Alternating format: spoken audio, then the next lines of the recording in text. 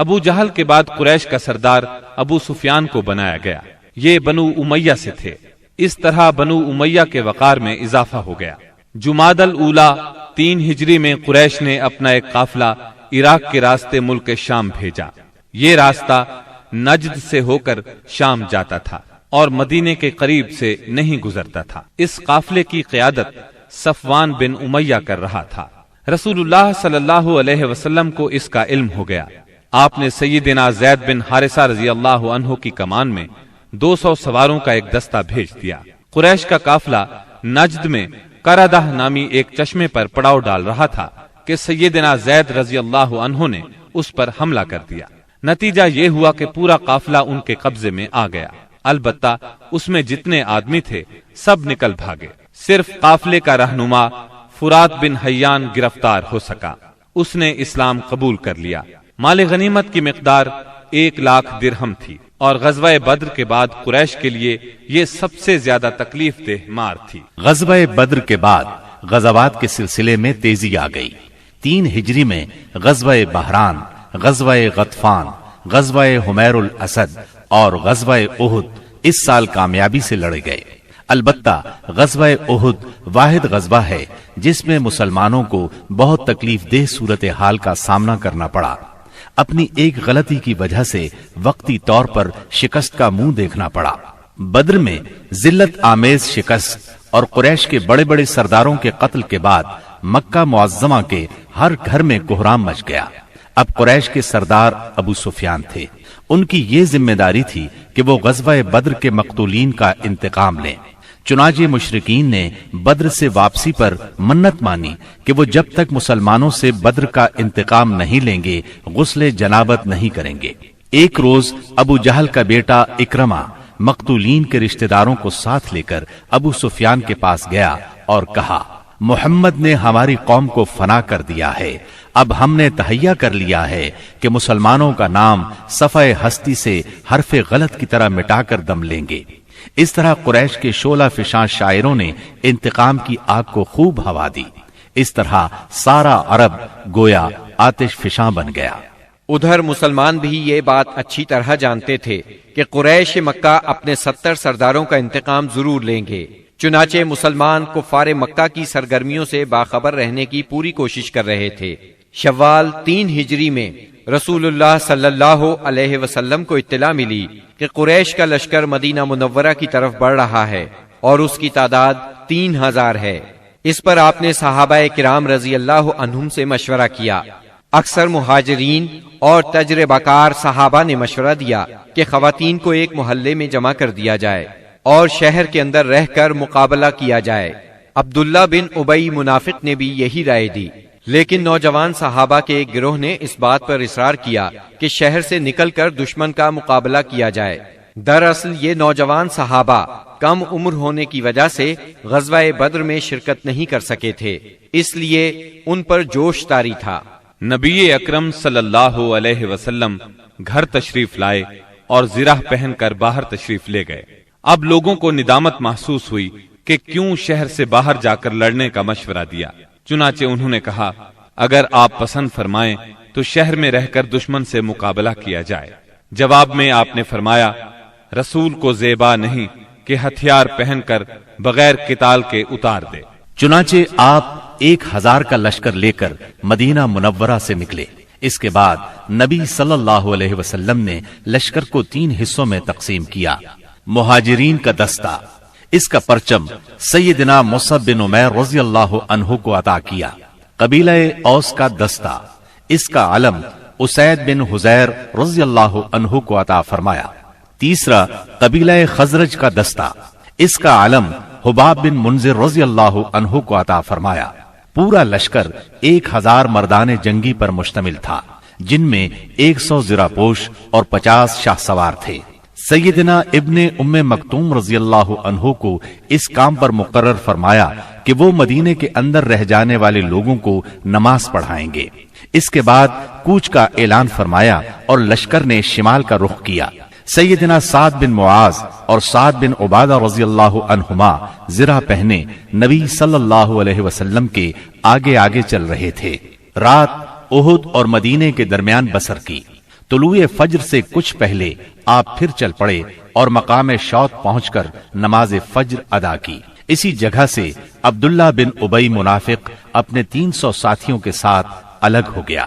اس نے یہ کہتے ہوئے مدینہ منورہ کا رخ کیا، آپ نے ہماری رائے کو کوئی اہمیت نہیں دی، اس لیے ہم واپس جاتے ہیں۔ اس بغاوت اور واپسی کے بعد رسول اللہ صلی اللہ علیہ وسلم نے باقی ماندہ لشکر کو لے کر، جس کی تعداد 700 تھی، دشمن کی طرف قدم بڑھایا۔ دشمن کا پڑاؤ آپ کے اور احد کے درمیان کئی سمت سے حائل تھا، اس لیے آپ نے دریافت کیا کہ کوئی آدمی ہے جو ہمیں دشمن کے پاس سے گزرے بغیر کسی قریبی راستے سے لے چلے۔ اس کے جواب میں ابو خیثمہ رضی اللہ عنہ نے عرض کیا، یا رسول اللہ، میں اس خدمت کے لیے حاضر ہوں۔ پھر انہوں نے ایک مختصر راستہ اختیار کیا۔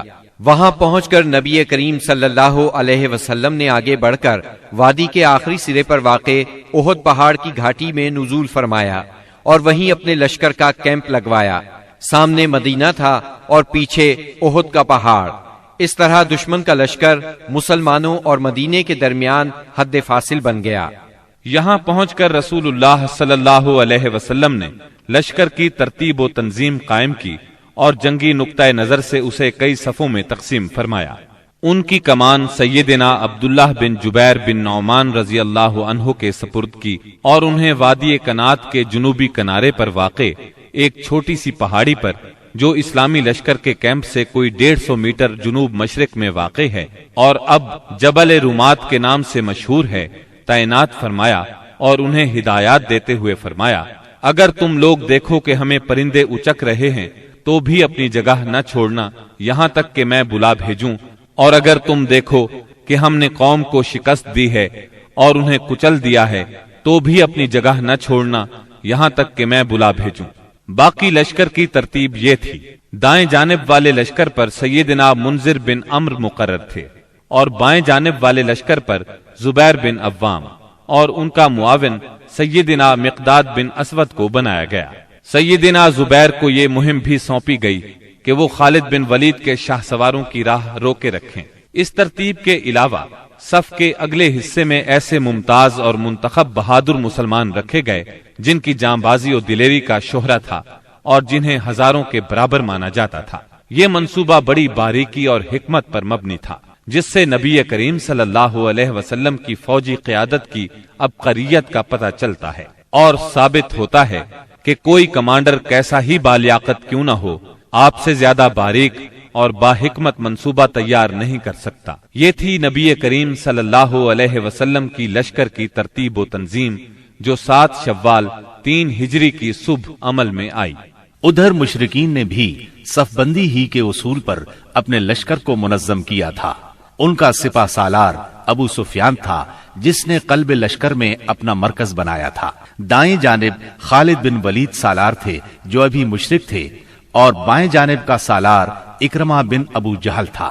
پیدل فوج کی کمان صفوان بن امیہ کے پاس تھی اور تیر اندازوں پر عبداللہ بن ربیہ مقرر ہوئے۔ جھنڈا بنو عبد الدار کی ایک چھوٹی سی جماعت کے ہاتھ میں تھا۔ اس کے بعد دونوں فریق آمنے سامنے اور قریب آ گئے اور لڑائی کا مرحلہ شروع ہو گیا۔ جنگ کے پہلے مرحلے کی ابتدا مشرکین کے علمبردار طلحہ بن ابی طلحہ سے ہوئی۔ اس نے مسلمانوں کو للکارا۔ اس کی للکار سن کر سیدنا زبیر رضی اللہ عنہ فوراً صف سے نکل کر آگے آئے، اس کے مقابل ہوئے، بڑھ کر ایک بھرپور وار کیا۔ طلحہ فوراً ہی جہنم رسید ہو گیا۔ طلحہ کے گرتے ہی جھنڈا اس کے بھائی عثمان نے اٹھا لیا اور مسلمانوں کو مقابلے کے لیے پکارا۔ اب سیدنا حمزہ رضی اللہ عنہ آگے بڑھے اور عثمان کے کندھے پر اس زور سے تلوار ماری کہ کمر تک اتر گئی۔ اس طرح قریش کے 12 علمبردار یکے بعد دیگرے قتل ہوئے۔ پھر عام لڑائی شروع ہوئی۔ گھمسان کی جنگ چھڑ گئی۔ اس میں مسلمانوں کا پلہ بھاری رہا۔ مشرکین شکست کھا کر بھاگ نکلے۔ انہیں جوش دلانے والی عورتیں بھی بھاگ کھڑی ہوئیں۔ مسلمانوں نے مشرکین کو گھیر لیا، انہیں مارنے لگے، ساتھ ساتھ مال غنیمت لوٹنے لگے۔ ایسے میں درے پر موجود 50 تیر اندازوں سے وہ غلطی ہو گئی جس نے لڑائی کا پانسا پلٹ دیا۔ ہوا یوں کہ نبی اکرم صلی اللہ علیہ وسلم نے ان 50 تیر اندازوں کو یہ ہدایت فرمائی تھی کہ اس درے کو کسی حال میں نہ چھوڑنا، لیکن جب مسلمانوں کو کامیابی ہوئی، کافر بھاگنے لگے اور مسلمان انہیں مارنے کاٹنے کے ساتھ ساتھ مال غنیمت بھی لوٹنے لگے، تو انہوں نے بھی درہ چھوڑ دیا اور مال غنیمت لوٹنے کے لیے دوڑ پڑے۔ تیر اندازوں کے سردار سیدنا عبداللہ بن جبیر رضی اللہ عنہ نے انہیں روکنے کی کوشش کی، لیکن وہ مال غنیمت کی طرف متوجہ ہو گئے۔ قریشی فوج میں خالد بن ولید موجود تھے۔ انہیں اللہ نے غضب کی جنگی مہارت عطا کی تھی۔ انہوں نے اپنی مہارت سے فوراً بھانپ لیا کہ موقع بہت اچھا ہے، مسلمانوں پر اس درے کی طرف سے حملہ کر دینا چاہیے۔ چنانچہ انہوں نے اپنے دستے کو ساتھ لیا اور چکر کاٹ کر درے تک پہنچ گئے۔ وہاں سیدنا عبداللہ بن جبیر رضی اللہ عنہ اور ان کے ساتھیوں کو شہید کر کے یہ لوگ پیچھے کی طرف سے مسلمانوں پر ٹوٹ پڑے۔ اس طرح مسلمان دونوں طرف سے گھیرے میں آ گئے۔ اس طرح 700 مسلمانوں کی فوج اچانک 3000 کے نرغے میں آ گئی۔ زبردست جنگ ہوئی، 70 صحابہ شہید ہو گئے، مسلمان منتشر ہو کر رہ گئے۔ اسلامی فوج کے علم بردار سیدنا مصعب بن عمیر رضی اللہ عنہ کی شکل و صورت رسول اللہ صلی اللہ علیہ وسلم سے بہت ملتی جلتی تھی۔ وہ شہید ہو گئے تو بعض لوگوں نے سمجھا رسول اللہ صلی اللہ علیہ وسلم شہید ہو گئے۔ اس خبر سے اسلامی فوج بد دل ہو گئی، ان میں سراسیمگی پھیل گئی، وہ مایوس ہو گئے۔ بڑے بڑے بہادروں کی طاقت جواب دے گئی۔ کچھ دیر بعد اتفاق سے کعب بن مالک رضی اللہ عنہ نے رسول اللہ صلی اللہ علیہ وسلم کو دیکھ لیا۔ وہ بلند آواز سے پکارے، مسلمانوں، رسول اللہ صلی اللہ علیہ وسلم زندہ ہے۔ مسلمان اس طرف لپکے اور آپ کو حلقے میں لے لیا۔ لڑائی کے دوران میں ایک پتھر آپ صلی اللہ علیہ وسلم کی پیشانی مبارک پر لگا، اس سے زرہ کی 2 کڑیاں آپ کی پیشانی میں دھس گئیں۔ ایک اور پتھر آ کر لگا، اس سے آپ کے 2 دانت شہید ہو گئے۔ مسلمانوں کے پھر پلٹ آنے پر آخر کافروں کو بھاگتے بنی۔ 70 مسلمانوں کی لاشیں خون اور مٹی میں لت پت پڑی تھیں۔ کفار نے انتقام کی آگ کو اس طرح ٹھنڈا کیا کہ ان میں سے اکثر کے ناک اور کان کاٹ لیے۔ آپ کے چچا سیدنا حمزہ رضی اللہ عنہ کی ناش کے بھی ناک کان کاٹ ڈالے گئے۔ سرور کائنات صلی اللہ علیہ وسلم نے چچا کی لاش دیکھی تو آپ دیدہ ہو گئے، تاہم صبر فرمایا۔ قریش مکہ کے لیے دعا فرمائی، اے اللہ میری قوم کو ہدایت فرما کیونکہ وہ مجھے نہیں جانتے۔ اس کے بعد آپ مسلمان زخمیوں اور شہیدوں کی خبر لینے کے لیے میدان میں تشریف لائے۔ بعض لوگ اس وقت تک بعض شہداء کو مدینے کی طرف لے چلے تھے۔ آپ نے انہیں حکم دیا کہ انہیں ان کی شہادت گاہوں میں واپس لایا جائے اور سارے شہداء کو غسل اور نماز جنازہ کے بغیر ان کے کپڑوں ہی میں دفن کیا جائے۔ آپ نے 2 اور 3 شہیدوں کو ایک ہی قبر میں دفن کیا، اور ایسا بھی ہوا کہ 2 شہیدوں کو ایک ہی کپڑے میں دفن کیا گیا۔ درمیان میں اسخر گھاس ڈال دی گئی۔ لحد میں اس شخص کو آگے کیا جسے قرآن زیادہ یاد تھا۔ آپ نے فرمایا، میں ان لوگوں کے بارے میں قیامت کے دن گواہی دوں گا۔ لوگوں نے سیدنا حنظلہ بن ابی عامر رضی اللہ عنہ کی لاش اس حالت میں پائی کہ وہ زمین سے اوپر اٹھی ہوئی تھی اور اس سے پانی ٹپک رہا تھا۔ رحمت دو عالم صلی اللہ علیہ وسلم نے فرمایا، فرشتے انہیں غسل دے رہے ہیں۔ ان کا واقعہ یہ ہے کہ ان کی نئی شادی ہوئی تھی، بیوی کے ساتھ ہی تھے کہ جنگ کی دعوت کانوں میں پڑی۔ وہ بیوی کو چھوڑ کر سیدھے میدان جنگ میں آ گئے، پھر حالت جنابت ہی میں لڑتے ہوئے شہید ہو گئے۔ چنانچہ فرشتوں نے انہیں غسل دیا، اس لیے انہیں غسیل الملائکہ کہا جاتا ہے۔ سیدنا حمزہ رضی اللہ عنہ کو اتنی چھوٹی چادر میں دفنا دیا گیا کہ اگر سر ڈھانکا جاتا تو پاؤں کھل جاتے تھے اور پاؤں ڈھانکے جاتے تو سر کھل جاتا تھا۔ چنانچہ پاؤں پر اذخر گھاس ڈال دی گئی۔ یہی صورتحال سیدنا مصعب بن عمیر رضی اللہ عنہ کے ساتھ پیش آئی۔ شہداء کے دفن اور ان کے لیے دعا کے بعد نبی اکرم صلی اللہ علیہ وسلم اور صحابہ کرام مدینے کی طرف چلے۔ راستے میں کچھ عورتیں ملی جن کے عزیز شہید ہوئے تھے۔ نبی صلی اللہ علیہ وسلم نے انہیں تسلی دی اور ان کے لیے دعا فرمائی۔ بنو دینار کی ایک خاتون آئی جن کے شوہر، بھائی اور باپ شہید ہو گئے تھے۔ جب انہیں ان کے عزیزوں کی شہادت کی خبر دی گئی تو بولی، رسول اللہ صلی اللہ علیہ وسلم کی کیا خبر ہے؟ انہیں بتایا گیا رسول اللہ صلی اللہ علیہ وسلم خیریت سے ہیں۔ وہ بولی میں آپ کو دیکھنا چاہتی ہوں۔ لوگوں نے اشارے سے بتایا۔ جب ان کی نظر آپ پر پڑی تو بولی کل مصیبت بعدک جلل، کہ آپ کے بعد ہر مصیبت ہیچ ہے۔ مدینے پہنچ کر مسلمانوں نے ہنگامی حالت میں رات گزاری۔ جسموں پر زخم ہی زخم تھے، تھکن سے بدن چور چور تھے اور غم و الم کی کیفیت طاری تھی۔ اس کے باوجود وہ مدینے کا پہرا دیتے رہے اور رسول اللہ صلی اللہ علیہ وسلم کی پہرے داری کرتے رہے۔ ادھر رسول اللہ صلی اللہ علیہ وسلم نے محسوس کیا کہ دشمن کی نقل و حرکت پر نظر رکھنا ضروری ہے تاکہ وہ مدینے کا رخ کریں تو ان سے کھلے میدان ہی میں دو دو ہاتھ کر لیے جائیں۔ چنانچہ صبح ہوئی تو آپ نے اعلان فرمایا دشمن سے مقابلے کے لیے چلنا ہے، اور صرف وہی آدمی جا سکتا ہے جو احد کی لڑائی میں شریک تھا۔ اس پر لوگوں نے کہا ہم نے بات سنی اور مانی۔ چنانچہ سب لوگ مدینہ منورہ سے روانہ ہوئے۔ آپ نے 8 میل دور ہمراء الاسد کے مقام پر پہنچ کر پڑاؤ ڈالا۔ ادھر مشرکین نے مدینہ منورہ سے 36 میل دور مقام روحا پر پڑاؤ ڈالا اور مدینے پر دوبارہ چڑھائی کرنے کا مشورہ شروع کر دیا۔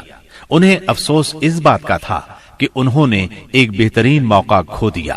ایسے میں معبد بن ابی معبد خزائی آپ کی خدمت میں حاضر ہوا۔ یہ آپ کے خیر خواہوں میں سے تھا۔ ہمراء الاسد میں آپ کے سامنے پہنچ کر اس نے احد کے واقعے پر تعزیت کی۔ آپ نے اس سے فرمایا تم جا کر ابو سفیان سے ملو اور اس کی حوصلہ شکنی کرو۔ معبد روحا پہنچا۔ اس وقت تک مشرکین مدینے کی طرف پلٹ پڑنے کا فیصلہ کر چکے تھے۔ معبد نے انہیں بری طرح ڈرایا، کہنے لگا محمد ایسی جمعیت لے کر نکلے ہیں کہ میں نے ایسی مثال پہلے نہیں دیکھی۔ وہ سب لوگ تمہارے خلاف غصے سے بھرے ہوئے ہیں، بھڑکے ہوئے ہیں۔ ان پر اس قدر جوش طاری ہے کہ میں نے ایسی مثال پہلے کبھی نہیں دیکھی۔ نیز میرا خیال ہے کہ تم کوچ کرنے سے پہلے پہلے اس لشکر کا ہراول دستہ اس ٹیلے کے پیچھے سے نمودار ہوتا ہوا دیکھ لو گے۔ اس کی باتیں سن کر مکی لشکر کے حوصلے پست ہو گئے، عزائم ڈھیلے پڑ گئے۔ چنانچہ ابو سفیان نے ایک قافلے کے ذریعے سے یہ پیغام بھیجا لوگ تمہارے خلاف ہیں، ان سے ڈرو۔ یہ پیغام انہوں نے اس لیے بھیجا کہ مسلمان ان کی طرف نہ آئیں۔ جہاں تک مسلمانوں کا تعلق ہے اس دھمکی کا ان پر کوئی اثر